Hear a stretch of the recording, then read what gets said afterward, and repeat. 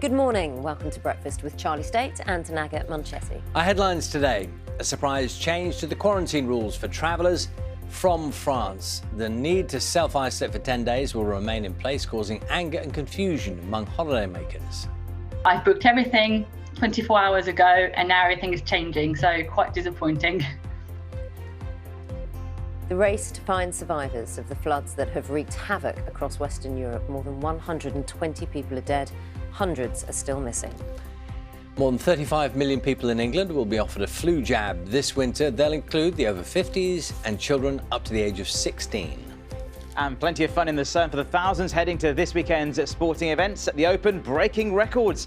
Louis Westhuizen leads by 2 shots at the halfway point. And at Silverstone, more than 80,000 fans are expected for the new qualifying race ahead of tomorrow's British Grand Prix. We've just had a very balmy night and it promises to be a sunny and very warm day. And guess what? Same tomorrow.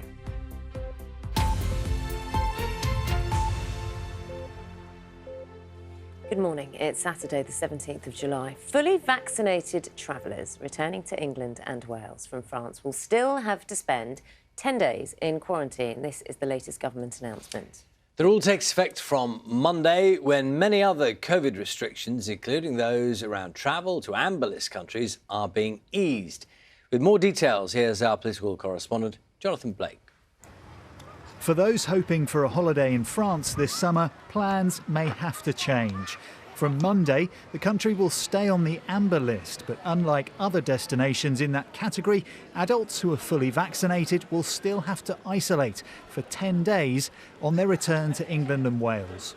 I was planning on going to France for a short trip as I have a family wedding there coming at the end of July. That was the plan.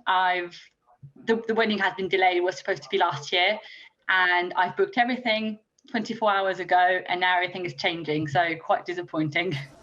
Concern about cases in France of the beta variant of coronavirus, first discovered in South Africa, have prompted the move. Ministers stopped short of adding France to the red list, which requires enforced hotel quarantine. But the Health Secretary Sajid Javid said the government had always been clear it would not hesitate to take rapid action at the borders to stop the spread of COVID-19. Travel industry bodies accuse the government of a confused approach to international travel, though, and Labour also criticised the change. Really, the government has created chaos here, where they've made an announcement that double jab people on the coming from amber list countries didn't need to quarantine. Now they seem to have changed their mind in relation to France. That's creating a fourth category, an amber list plus, if you like, which is just creating chaos for the travelling public and for the travel industry yet again. Allowing adults who are fully vaccinated to avoid isolation on their return from amber list countries offers hope of a holiday for some. But the decision to make France an exception is a sign of uncertainty in government about how the pandemic will pan out. Jonathan Blake, BBC News. Well, that news broke just before 8:30 last night, and it was met by a series of furious responses from different parts of the travel industry. Now, the boss of EasyJet, Johan Lundgren, issued a statement saying the traffic light system is falling apart, with the government making it up as they go along and causing confusion and uncertainty. And that sentiment echoed by industry counterpart Willie Walsh, who of the International Air Transport Association, who said the government is flip-flopping and making life impossible for people who are desperate to see friends and family. A Eurotunnel spokesperson said the announcement, so close to the school holidays, will ruin summer for many people, and the ferry operator, DFDS, said the news came as a surprise and that it's disappointing that services are not opening up totally to everyone, as we all would have liked. Bulgaria has banned people from the UK travelling there because of the rising number of COVID infections. The ban will come into effect on Monday, the same day the country joins the British government's green travel list.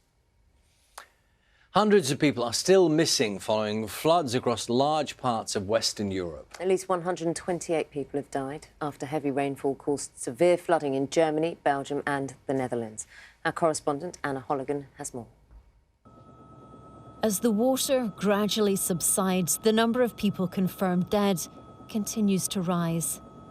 In Germany, many are still missing. Tens of thousands of homes are waiting for the power to be restored. Across the border in Belgium, homes engulfed, whole villages submerged, swathes of Liège wiped out by the elements. In Pepinster, the armed forces came to save the stranded who left everything behind. In nearby Verviers, the waters have receded, but they're stunned by everything that's been swept away. This shop has been open for 3 years. We had to go through renovations, we had to live through COVID, we were hoping to get back on our feet, and now this. The Belgian Prime Minister has declared the 20th of July a national day of mourning. In the Netherlands, this was Roermond. Sections of the city have simply disappeared. This region is now officially a disaster zone. While COVID kept them isolated, this crisis has reunited a community. These are the remnants of businesses in the spa town of Valkenburg.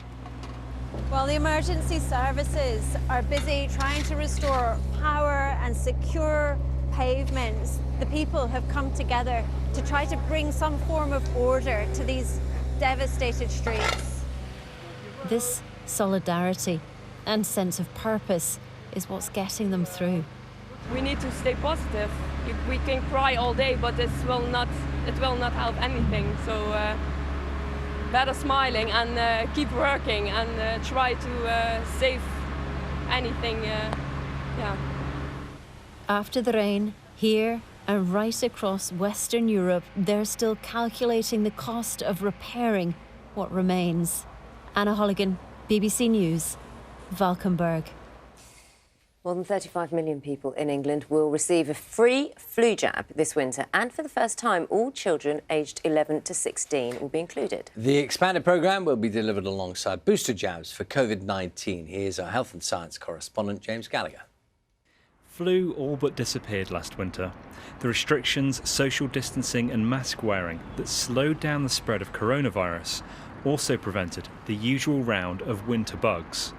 But now we're getting closer to normal. The fear is we could have a bigger than usual flu season that could combine with COVID and other infections to put the NHS under intense pressure. So England is launching its biggest ever flu vaccination programme. More than 35 million people will be offered the vaccine for free. So who can get it? Doctors, nurses, care home staff and other frontline and care workers. Anyone over the age of 50. Pregnant women, people at higher risk from flu, including those with asthma, and there will be a significant expansion of the number of children offered the vaccine. Children get a nasal spray instead of an injection. 2- and 3-year-olds, as well as all primary school children, will be offered the vaccine as usual. Last year, only secondary school pupils up to the age of 12 were included, but this will increase to all those 16 and under. It's desperately important that we all get vaccinated if we're invited this year, because last year cases were very low. They were partly low because people weren't going out and about and they weren't mixing, but they were also partly low because so many people were vaccinated. Over 80% of the over 65s took up the invitation to get vaccinated. This year, we've got more people than ever being invited, and that is going to be one of the best ways of preventing our hospitals from being unable to cope. Meanwhile, there could also be more COVID jabs this winter. The NHS is drawing up plans to give a third dose to more than 30 million people if they're needed. James Gallagher, BBC News. Pop-up vaccine centres are opening across England in shops and parks this weekend as part of an NHS Grab a Jab initiative. The vaccination hubs will be set up in Primark stores, the Tate Modern, and even the Open Championship. The aim is to boost the vaccine uptake among young people ahead of Monday, when the majority of coronavirus restrictions are set to be lifted. I would urge you to come in, get yourself vaccinated. There will be a wonderful atmosphere, and there will be lots of help and support and advice and guidance for you. To everybody, anybody who's over 18 and eligible to have a vaccine, please do come forward if you haven't had a jab, and we are here and ready and waiting for you. From today, there will no longer be a limit on the number of people meeting outside in Wales as some coronavirus restrictions are eased. The relaxation allows 6 adults from different households to meet indoors, and organised indoor events can start taking place with up to 1,000 people seated and 200 standing. The United States wants to build a giant new radar system in the UK to track objects in deep space. The US Space Force is developing the global system to identify potential targets in areas where a lot of military satellites are positioned. The Ministry of Defence said the new radar capability has the potential to make space safer and more secure.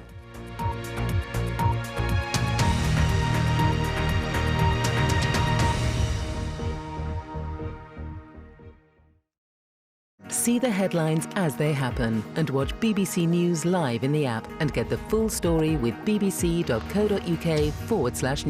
Follow the story for all the latest with BBC News.